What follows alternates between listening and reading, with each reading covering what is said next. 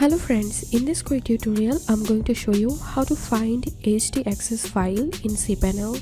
But before getting started this video, make sure to subscribe. How to 1 minute. So open your cPanel and open File Manager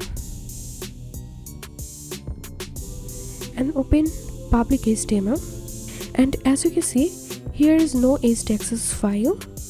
Now let's see how to find htaccess file. So click on Settings and select Home Directory, and from here select Show Hidden Files, then click on Save,